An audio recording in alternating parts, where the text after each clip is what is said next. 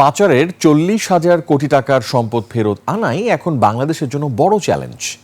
যুক্তরাষ্ট্রে মামলা করে রিজার্ভ চুরির টাকা ফেরত আনায় সুফল পাচ্ছে বাংলাদেশ। আর পাচারের টাকা ফেরত আনায়ও নেওয়া হচ্ছে নানা উদ্যোগ। তাই এখন প্রশ্ন, পাচারের টাকা ফেরত আনা যাবে কোন পথে?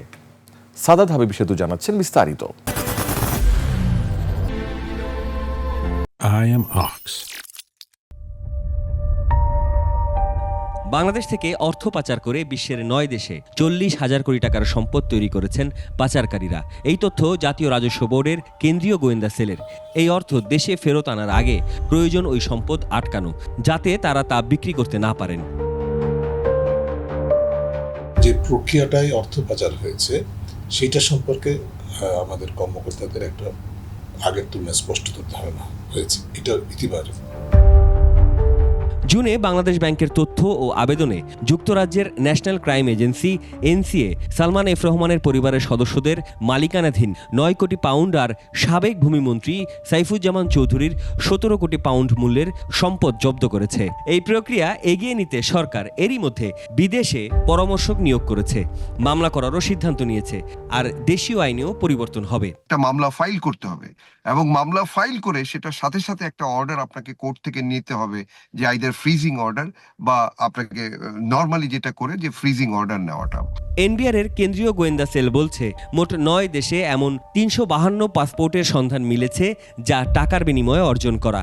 একই সাথে বাংলাদেশ থেকে ব্যক্তি ও প্রতিষ্ঠানের নামে অর্থ পাচার করে গড়ে তোলা 346টি সম্পত্তির সন্ধান মিলেছে, যার মূল্য প্রায় 40,000 কোটি টাকা। এবং সেটা যদি না আনা যায় তাহলে তাদের কিন্তু দেশেও বৈধ সম্পদও থাকতে পারে। তখন ওইটার সাথে এটাকে সংযুক্ত করেও কিছুটা আদায় করা সম্ভব, এবং সেটা বাংলাদেশ ব্যাংকের টাস্কফোর্স সেভাবেও কিন্তু যাচ্ছে। আপনি যদি সেই সিকোয়েন্স বা সেই যদি চেইনটা যদি এস্টাবলিশ করতে না পারেন, তখন কিন্তু ওই দেশের যারা লয়ার বা স্পেশালি ওই দেশও কিন্তু আপনাকে টাকা রিটার্ন করতে চাবে না, কারণ তার দেশে কিন্তু এটা foreign direct investment. I am Ox.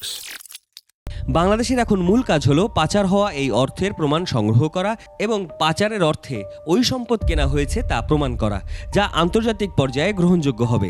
তাহলে বাংলাদেশ আন্তর্জাতিক পর্যায়ে মিউচুয়াল লিগ্যাল অ্যাসিস্ট্যান্স কাজে লাগাতে পারবে। আর পাচারকারী বিরোধী বিশ্বজোট এগমন্ট গ্রুপ, যার সদস্য বাংলাদেশ, সেখানেও তথ্য প্রমাণ কাজে দেবে। এগুলো রিকভার করার জন্য কিন্তু আন্তর্জাতিক বিভিন্ন প্রতিষ্ঠান আছে যারা ফরেনসিক বিভিন্ন ধরনের ইনভেস্টিগেশন করতে পারে। তো এখন যতটুকু জানতে পারলাম যে সেরকম প্রতিষ্ঠানগুলোকেও অ্যাপয়েন্টমেন্ট দেওয়া হয়েছে। তাদের ক্রেডেনশিয়ালস, তাদের ট্র্যাক রেকর্ড এবং তাদের সাথে যে শর্ত সাপেক্ষ যুদ্ধ, সেই বিষয়গুলো কিন্তু অ্যানাদার এক্সপার্ট এরিয়া। এইগুলোকে বিবেচনায় নিয়েই কিন্তু আমাদেরকে অগ্রসর হতে হবে, যাতে করে আমরা আরেক দফা প্রতারিত না হই। পরে যে রাজনৈতিক সরকার যে আসবেন তাদেরকেও কিন্তু এটা অব্যাহত রাখতে হবে। তো যদি এটাকে ছাড় দেওয়া হয়, তখন পুরানো জিনিসগুলো আরও সবলে তারা সেগুলো করতে থাকবে। বিশ্লেষকরা বলছেন, পাচার করা অর্থ ফেরত আনার প্রক্রিয়া জটিল হলেও সঠিক পথে এগোলে ফল পাওয়া অসম্ভব কিছু না। যুক্তরাষ্ট্রে মামলা করে এরই মধ্যে বাংলাদেশের রিজার্ভ চুরির 40 ভাগের বেশি অর্থ বাংলাদেশ এখন পর্যন্ত ফিরিয়ে আনতে পেরেছে। সাদাত হাবিব সেতু, 21 টেলিভিশন, ঢাকা।